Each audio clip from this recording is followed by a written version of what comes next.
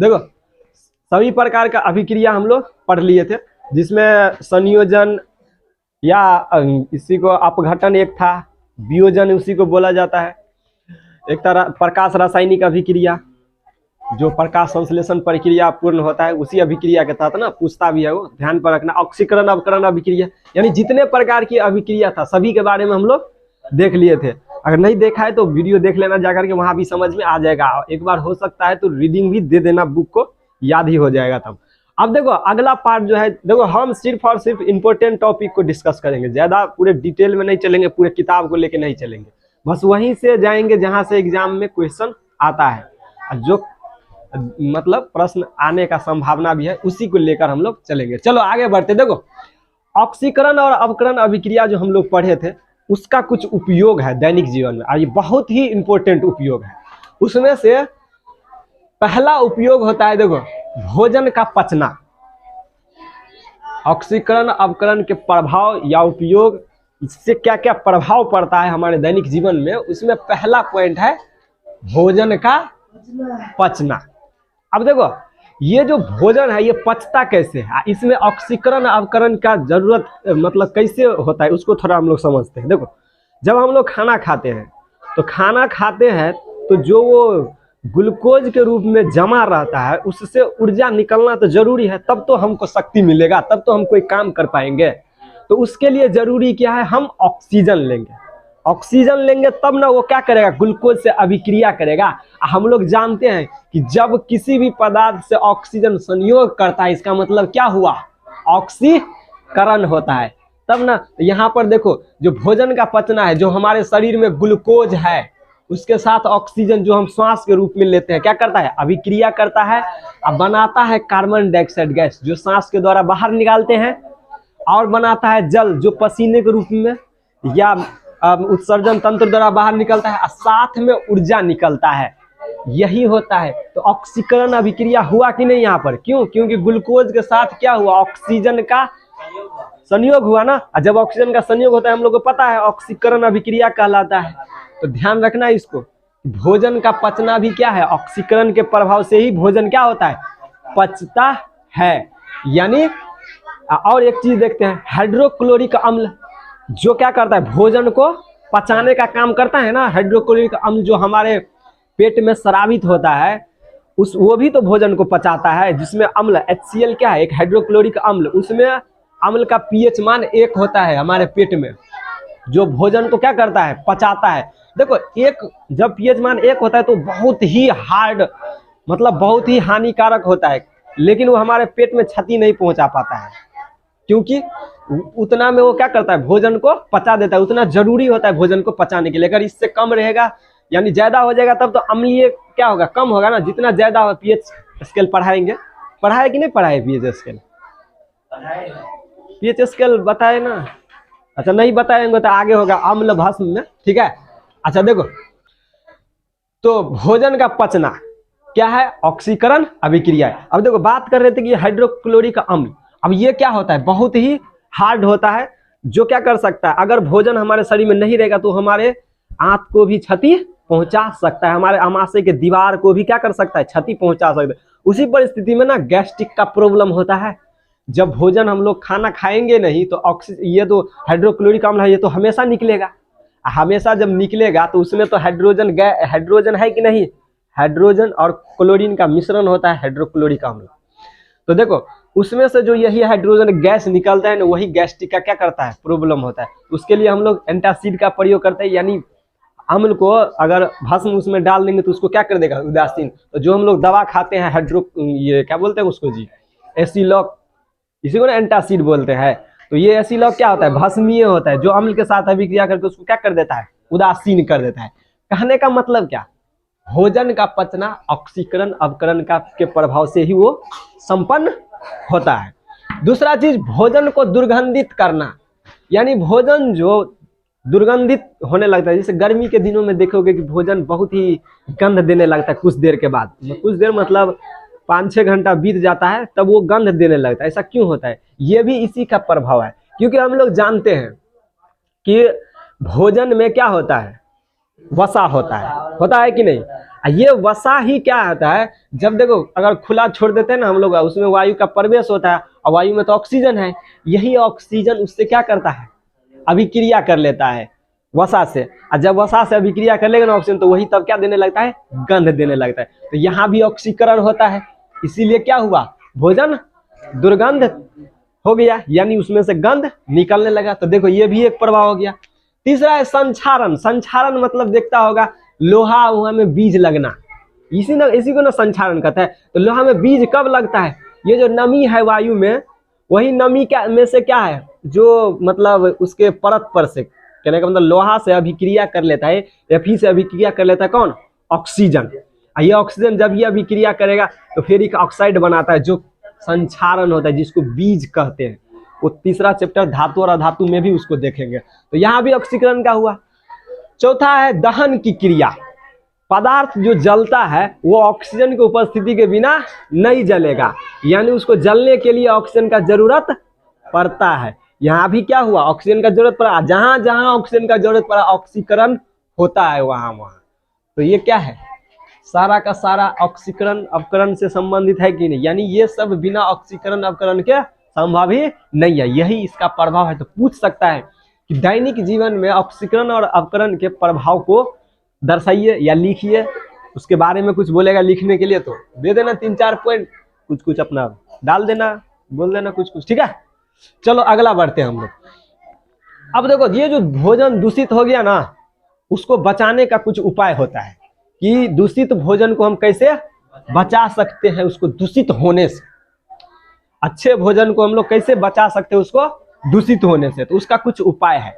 उपाय ये है कि जो वसायुक्त भोजन होता है, जिस भोजन में वसा रहता है, उसमें एंटासिड मिला दो। एंटासिड जैसे सिट्रिक अम्ल, लेसिथिन, ये सब एंटासिड होता है। ये सब मिला दोगे ना तो अभिक्रिया ही नहीं कर पाएगा। जैसे लोहा को बचाने के लिए हम लोग संक्षारण से बचाने के लिए लोहा पर क्या कर देते हैं, पेंट कर देते हैं, तो अभिक्रिया कर पाएगा, नहीं ना कर पाता है। बस वही ये एंटासिड होता है, ये सिट्रिक अम्ल, लेसिथिन, ये मिला दोगे ना तो उसमें क्या होगा, अभिक्रिया करेगा नहीं, जिससे तुम्हारा भोजन क्या रहेगा, सुरक्षित रहेगा। पहला उपाय ये था। दूसरा उपाय हम क्या कर सकते हैं कि भोजन को रेफ्रिजरेटर में, रेफ्रिजरेटर होता है, रेफ्रिजरेटर में रखने से क्या होगा, भोजन तुम्हारा शुद्ध रहेगा, यानी वो खराब नहीं होगा। इसको नींद आता है जी। देखो तीसरा, भोजन को वायुरुद्ध बर्तनों में भी हम लोग रख सकते हैं, यानी जिस बर्तन में छेद नहीं रहेगा, छिद्र नहीं रहेगा, उसमें वायु प्रवेश नहीं करेगा। जब वायु प्रवेश नहीं करेगा तो ऑक्सीजन नहीं जाएगा, ऑक्सीजन नहीं जाएगा तो क्या अभिक्रिया कर पाएगा, और जब अभिक्रिया नहीं करेगा तो दूषित से बच जाएगा कि नहीं बच जाएगा।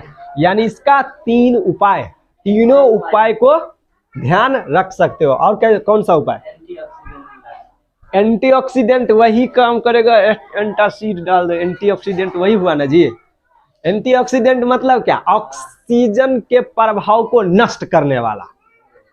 एंटीऑक्सीडेंट उसी में, एंटीऑक्सीडेंट यानी ऑक्सीजन का दुश्मन, जिसको खड़ा कर दो वो क्या करेगा, आने ही नहीं देगा, समझ गया, वही होना एंटीऑक्सीडेंट। अब देखो इसमें अगला पार्ट है दहन। यहां तक नहीं ना किसी को दिक्कत है। अगला पार्ट है दहन और ज्वाला। इससे भी कुछ कुछ क्वेश्चन आते रहते हैं। सबसे पहले दहन किसको कहेंगे, तो जो पदार्थ ऑक्सीजन की उपस्थिति में जलकर उष्मा और प्रकाश देता है, जो पदार्थ ऑक्सीजन की उपस्थिति में जलकर उष्मा और क्या देता है, प्रकाश देता है, तो इस प्रक्रिया को हम लोग क्या कहते हैं, दहन कहते हैं। जैसे में देखो एग्जांपल में हम लोग देख सकते हैं, कार्बन जो होता है ना, वो ऑक्सीजन की उपस्थिति में जलकर कार्बन डाइऑक्साइड बनाता है, साथ में उष्मा और प्रकाश दोनों देता है। तो इस प्रक्रिया को हम लोग क्या कहेंगे, दहन कहेंगे। अब देखो दहन में 2 पदार्थ आता है, एक दहनशील एक अदहनशील। दहनशील पदार्थ उसे कहेंगे जो जलेगा, जो ऑक्सीजन की उपस्थिति में जलेगा, जैसे लार, पुआर, कागज, पेट्रोल, ये सब क्या है, जलता है। तो इस सब को हम लोग क्या कहेंगे, दहनशील या ज्वलनशील पदार्थ। अदहनशील पदार्थ जो नहीं जलता है, जैसे ईटा जलाओ ना उसको नहीं जलेगा, पत्थर जलाओ उसको नहीं जलेगा, भींगा हुआ कोई भी चीज नहीं जलेगा। तो इसको ध्यान रखना, वो सब क्या हो जाएगा, अदहनशील पदार्थ, ठीक है। अब देखो ऑक्सीजन के हम लोग तो अभी तक पढ़े कि ऑक्सीजन की उपस्थिति में जलता है, दहन की क्रिया किसकी उपस्थिति में होता है? ऑक्सीजन। क्या ऑक्सीजन की अनुपस्थिति में भी संभव है दहन की क्रिया? संभव है।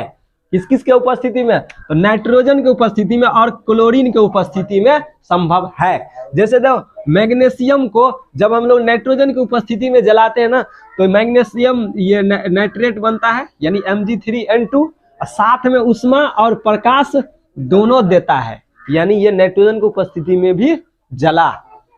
दूसरा एग्जाम्पल देखो, ये C25 और H52, ये पेंटाकोसेन इसको बोलते हैं, ये मोमबत्ती का सूत्र है।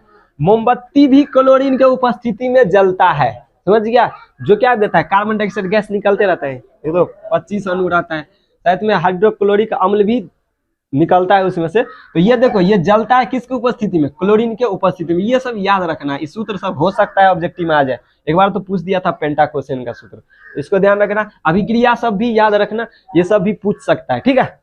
चलो आगे बढ़ते हैं। दहन की क्रिया में क्या क्या चीज सहायक होता है? देखो दहन की क्रिया में जो चीज सहायक होगा उसको दहन का पोषक कहेंगे, जैसे हवा, ऑक्सीजन, नाइट्रोजन, क्लोरीन भी तो है, उसको भी बोल सकते हैं दहन का पोषक। लेकिन वह पदार्थ जो दहन के लिए सहायक नहीं होता, यानी उसको क्या कहेंगे? दहन का अपोषक।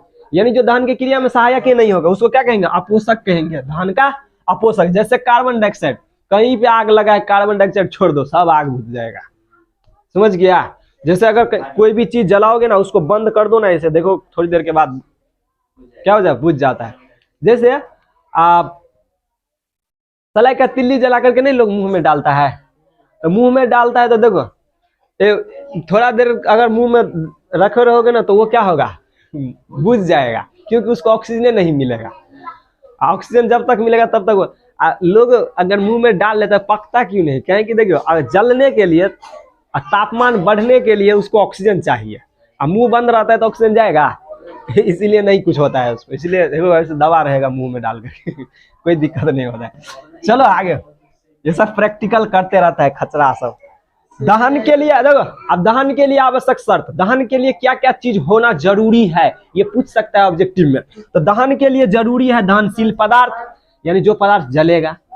दूसरा पोषक पदार्थ, पोषक पदार्थ हवा, वायु, ये सब तो होना चाहिए तब तो जलेगा।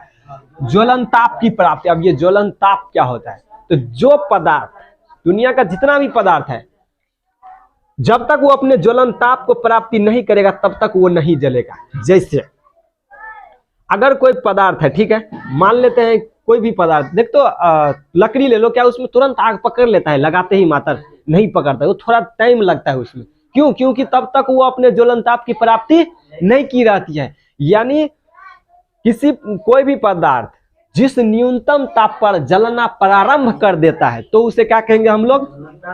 ज्वलन ताप। उस न्यूनतम ताप को ही हम लोग ज्वलन ताप कहते हैं। जैसे हम एक सलाई एक छोटे से, कहने का मतलब पुआल ले लो थोड़ा सा, उसमें आग लगा दो, देखो उसमें थोड़ा देर के बाद तुरंत ही, कहने का मतलब उसमें आग लग जाए। वही थोड़ा लार्म ले लो तो उसमें देखो थोड़ा टाइम लगता है। यानी हम इससे पता लगा सकते हैं कि दुनिया का जितना भी पदार्थ है ना, सबका अलग अलग ज्वलन ताप होता है। जैसे एक पतला लकड़ी में कम टाइम में आग पकड़ेगा, वही मोटा लकड़ी में बहुत टाइम में आग पकड़ेगा।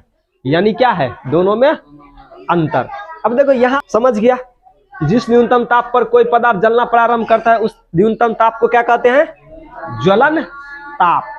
कोई दिक्कत? अब देखो अगला पार्ट है, थोड़ा सा पार्ट बचाओ, एलपीजी के बारे में थोड़ा समझ लो, ठीक है? चलो देखो अब तो लास्ट पॉइंट जो है ना वो एलपीजी है। एलपीजी का फुल फॉर्म होता है लिक्विफाइड पेट्रोलियम गैस। इंग्लिश में भी याद रखना और हिंदी में भी, द्रवीभूत पेट्रोलियम गैस।